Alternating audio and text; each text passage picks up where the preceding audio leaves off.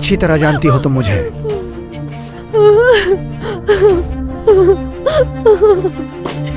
ज़हरा साहिबा, दफा हो जाओ यहाँ से, दफा हो जाओ तुम। किसी से बात नहीं करनी मुझे। अच्छी तरह जानती हो तुम मेरी हर बात फारूक को बताती हो। दफा हो जाओ। मुझे दोबारा उस हॉस्पिटल में नहीं जाना। इससे तो अच्छा है कि मैं मर जाऊं।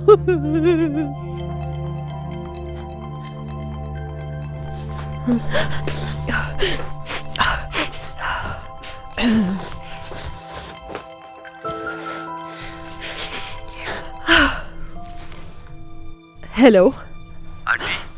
हाँ सलीम। अगर आप फ्री है तो मैं आपके पास आना चाहता हूँ। हाँ हाँ जरूर, क्यों नहीं, आ जाओ। ठीक है, मेरे एक मुकदमे की समाअत है, उसके बाद मैं आता हूँ। ठीक है, इंतजार कर रही हूँ तुम्हारा।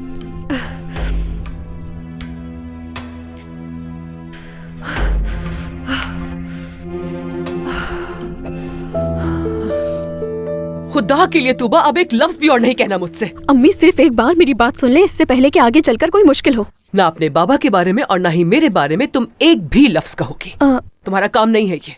वैसे भी मैं अपने मसाइल तुम बच्चों से डिस्कस क्यों करूंगी? यानी अगर तुम्हारे बाबा ने इतने सालों के बाद मुझसे मुंह मोड़ने का सोच ही लिया है तो ये उनका मसला है ना। लगता है तुम्हें करीम या अपनी शादी की अब कोई परवाह नहीं है सादिया। अम्मी, मैं तूबा से भी कह चुकी हूँ, अपनी शादी के बारे में मैं किसी से बात नहीं करना चाहती हूँ। ये कोई ऐसी बात थोड़ी है जो कि सबके सामने की जा सके। तो फिर शोर मचा के इस तरह क्या साबित करना चाह रही हो, बताओगी मुझे? पूरे घर में तुम्हारी आवाज गूंज रही है। वैसे आपकी भी ये आदत कभी नहीं बदलेगी ना अम्मी? किसी छोटे से बच्चे की तरह मुझ पे तनकीद करती रहती है हर वक्त।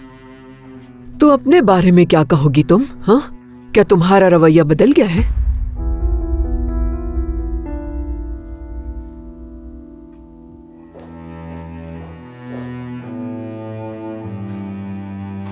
दादी प्लीज, कम से कम आप तो इस तरह से ना लड़े ना। बेटा, मैंने अपनी जिंदगी में कभी किसी से लड़ाई नहीं की।